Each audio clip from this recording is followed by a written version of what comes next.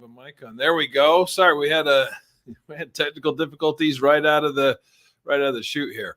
John Skiba here, again from the Consumer Warrior YouTube channel, doing the live stream that we do each and every Thursday night. Grateful for all of you who are here, and for those of you who might be watching this later. The reason I started Consumer Warrior YouTube channel was to help people with just these things dealing with severe debt issues, bankruptcy, debt collection lawsuits. What I have found is that if you have a little bit of information and maybe having somebody point you in the right direction, there's actually a lot you can do to deal with these various debt issues that I know are super stressful. Some of our quick shout out to some of our great partners here on the live stream each and every week. If you're in the chat section, you can see links to SoloSuit. SoloSuit helps people by using technology to help draft answers, responses to debt collection lawsuit. They help with debt settlement, debt validation letters. They have a lot of really cool tools over there. Go check them out. You click on that link. They're one of our great sponsors of the weekly live stream. We also have Ascend Finance. Ascend Finance helps us with things like calculators to help determine if you qualify for a Chapter 7 bankruptcy. We talk about a lot here on the channel as far as the means test and determining if you qualify for a Chapter 7. And I can give you a link to a free calculator. It's just an online calculator, kind of walks you through the process of what it's like determining if you're going to qualify for a Chapter 7. Here is a link to that for those of you who are over on YouTube. You'll show up over there on Facebook as well, but I'll put that in there. And I wanted to show you real quick just kind of what it kind of looks like if you go there. Again, that link is in the chat section. But what it does is it walks you through this process of filling out, let me start this video over, kind of the process, the calculator, determining based on household size, income. It'll walk you through there. You're going to plug in some of your information so that it can give you some good information and good insight into whether you qualify for a Chapter 7. Chapter 7 is what most people want to do. It's what most bankruptcies that are filed are, and so it'll help you there. In the event that you're going to look at a Chapter 13 bankruptcy, they also have a calculator for that. I'll throw that in the chat section as well, and it helps you determine what your monthly plan payment would be. So, go click on those links. Both of these, Ascend Finance, SoloSuit, great company, and I also have my Consumer Warrior University with a lot of templates, different tools and resources that can help you to deal with this. So the way that we do this each and every week is if you have a question related to, junk debt buyer lawsuits, bankruptcy, wage garnishment, go ahead and put it in the chat section. I'll put it up on the screen and we can talk about it.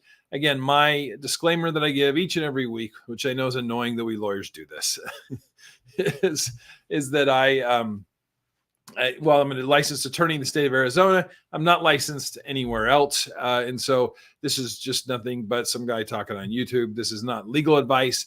If you need legal advice, then absolutely you need to get an attorney in your local area. Now, if you are in the state of Arizona, I do free consultations. Again, I'm giving you a lot of links tonight, but if you look in the chat section there, I'll give you a link how you can set up a consultation to meet with me directly. And I do all the consultations, so we can talk one-on-one and I can give you some additional insight into your particular situation. I just realized I don't even have my name up on the screen today. Today I'm slipping. Today's been a busy day. We'll figure that out later. So if there's any questions, go ahead and put them in the chat. I wanted to go over a couple of the comments from the YouTube channel. There's some good ones over there, and I thought that these could be helpful for everybody. So I wanted to jump into those. This one said, if you file a motion to dismiss, okay, so we're talking about debt collection lawsuits, said if you file a motion to dismiss for SOL, stands for statute of limitations. I think it stands for something else as well, but we're not going to go into that today. If you file a motion to dismiss for statute of limitations and it's dismissed, so the case gets dismissed, does it come back against your credit? There's a company trying to sue me for a card. They said I had, but it was back in 2008 and no payments were made. It's important to understand there's a difference between a debt, the underlying debt, and then whether they can sue you. So the statute of limitations deals with the time period from when the account goes into default until the creditor sues you.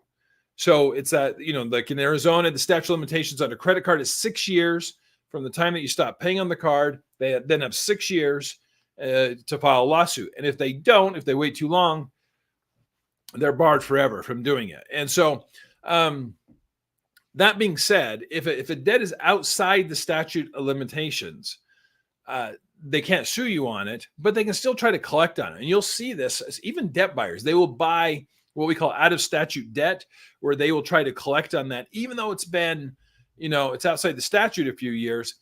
They'll buy it sometimes for less than a penny on the dollar and try to get you to voluntarily pay it. So they can't sue you. And because they can't sue you, they can't garnish you, they can't go after your bank account, but they are able to still ask you to voluntarily pay. And not only that, if it's been less than 7 years, which is how long derogatory information stays on your credit report, then it's a situation where it'll still show up on your credit report. So here they get the case dismissed. They're saying, okay, it is outside the statute of limitations, but because it's not been 7 years, it's still going to show up for another year before it actually falls off there. All right. This one said, I'd like to know if I can get rid of back taxes without losing my credit history. And this was in response to a video I did on bankruptcy. So taxes are generally considered non-dischargeable, meaning they don't go away in bankruptcy. And by the way, quick little plug, I just tonight at 6 p.m. Pacific time, I'm launching video 7 in a 7-part series I did on Chapter 7 bankruptcy. We did a deep dive, and this is one of the topics we discussed. If you're thinking of Chapter 7, go back and all 7 of those videos. The 7th one released tonight, 7 p.m. on the channel. Go back and listen to it because I talk about taxes. You can eliminate taxes, income taxes, in certain situations in a bankruptcy case. Particularly, here's the criteria they're going to look at. The taxes have to be at least 3 years old. You had to file a tax return for that year. And then the third thing is they can't have reassessed the tax to you anytime in the last 240 days. And so the first 2 requirements are pretty easy. It has to be at least 3 years from the time that the tax was due. And so the tricky thing is if you got an extension, so if your taxes, we're coming up on April 15th here, and then you get an extension until October, it's going to be 3 years from October when you got the extension. And then and then you have to have filed a return, even if you didn't file it that year, as long as you filed the tax return. But it can't be reassessed. That last one's the one that trips people up. Reassessing the tax. So the tax is assessed once the return is processed and they tell you you owe it. So if the tax is from 5 years ago, but you only filed the return 3 months ago and they just assess the tax to you, then the tax is going to be non-dischargeable, meaning it doesn't go away in the bankruptcy process. So again, 3 years old, filed a return and not assessed to you anytime in the last 240 days, then you can get rid of back taxes. And it's, if you're filing bankruptcy, by the way, once you file it and the discharge is entered, the actual credit history doesn't go away. They just zero out all the balances, but all your credit cards in that, it still shows that you had those cards there. All right. And this one I thought was good. It says, what is a renewal of judgment? And this is a really timely question because I just had this case this week, argued it before the court here in Arizona. And that is when a judgment is entered, a civil judgment. In most states, the judgment is only good for a certain period of time. A lot of people confuse this with the statute of limitations. It's different from the statute of limitations. This is how long a civil judgment is valid. And in Arizona, a civil judgment is valid for 10 years. And not only is it valid for 10 years, but they can renew it for an additional 10 years until the day you die. This thing's going to follow you around. And so if there's an old judgment out there, so I had a client who had an old judgment from way back, didn't know about it. It was a default judgment. There's a question about service, 20 years ago kind of thing. But the creditor had been renewing this judgment and just racking up interest and now shows up to do, a bank garnishment, a wage garnishment, that kind of thing. The thing that you should do is if the judgment has been renewed is you need to look in your particular state and see what the process is for renewal of a judgment and then see if they followed it to a T. because in most states, the requirement, there are certain requirements that have to be met. And so, like, for instance, this case that I had, they had said they had renewed the judgment a long time ago. We went back, pulled all the records, and they didn't renew it timely. One of the steps wasn't done correctly. So, like, for example, in Arizona, the judgment's good for 10 years, but you have to file an affidavit of renewal, the creditor does, within the 90 days prior to the date that it expires. So if the date that it expires is March 1st, they go back 90 days, and that's when they have to file. That's that window of time they have to file it. If they file it too early or if they file it too late, then it's no good. And so we actually went to court on a hearing on that I won because they had filed it too early, based upon the statute. And this is Arizona law. But so it's just a reminder that if there is an old judgment out there that you're dealing with or that pops up, that's one of the first things I'd say to go look at is is it still valid? Did they renew it?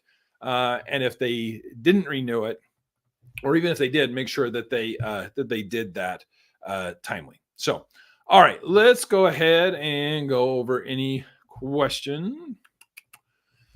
Got Ghetto Daddy here. Hey, Big John. I'm in Texas, and the statute of limitations is 4 years.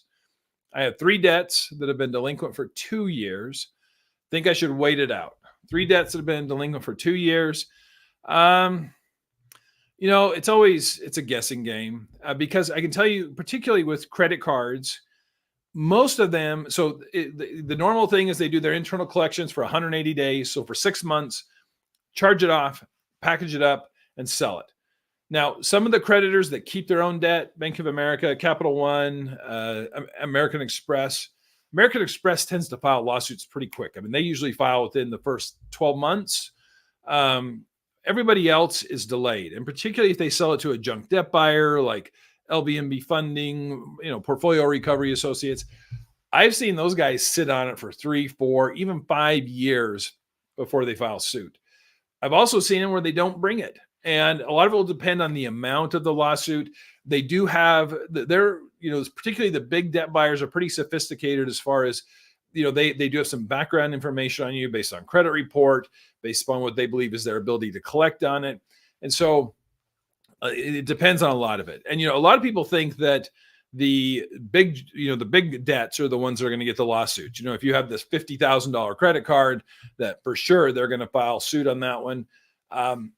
I've seen it be actually the opposite. I see the $1,500 lawsuit more than I see the $50,000. And I think a lot of times it's because, the $50,000 lawsuit that pushes people into bankruptcy. Not too many people file bankruptcy over a $1,500 lawsuit. So those are the kind of factors I think you need to take a look at for a thing there. So, all right, let's see. You're here. Someone says, reached an agreement lower than the amount the junk debt buyer wanted their attorneys, signed a memo under Rule 11, but I still had to sign the agreed judgment for the full amount. Does that sound right? Okay, so what I think you're talking about here is a stipulated judgment. Now, this is a powerful tool for being able to settle debts where there is a lawsuit that's filed. And particularly if you're dealing with an original creditor lawsuit, like I said, not a junk debt buyer, but the actual creditor. American Express is suing you. You don't have a lot of defenses to it. You can still settle it. And sometimes you can settle for a long-term payment plan by agreeing to enter into what's called a stipulated judgment. Now, the stipulated judgment is usually this. It's saying, look, I'll sign off on this judgment, but there's terms with it. And the terms are, I'm going to pay back an amount less than the full amount, and I'm going to pay it back at $250 a month.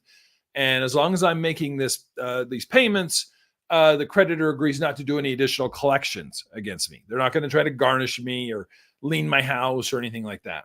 And so it sounds like to me, it says, so you reached an agreement that was lower than they wanted, but they signed a memo stating, Rule 11 is probably different from state to state. It sounds like this would be different.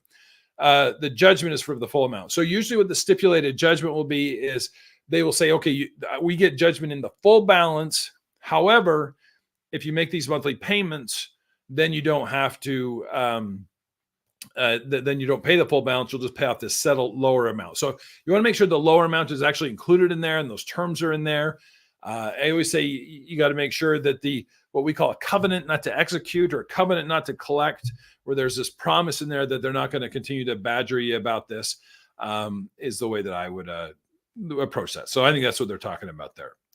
All right. This one says, if the process server for a debt collection action rammed into me with her car when leaving, does that make the service invalid? Wow. It probably does not make the service invalid. The service is probably good, but it probably makes it so you now have a claim, maybe a personal injury claim against the process server. So the whole thing with the service of process of dropping off the complaint and the summons, it's really about notice. And if you have actual notice of the lawsuit, if you get a copy of the complaint, you get a copy of the summons, you've been served. You've been served at that point. So, but ramming in the car is wild, and probably need to go talk to a personal injury lawyer over that one. So, all right. This one says, how do I find a good bankruptcy attorney in San Diego? It's expensive. You know what I'd recommend is, let me do this. Let me give you, I'll put this in the chat again. This is my scheduling link. If you click on there and click that you're out of Arizona, it'll give you a link. Ascend Finance helps me with this in referring you to an attorney in like California that can help you with that specifically. But go ahead and check that and see if they can help you out there.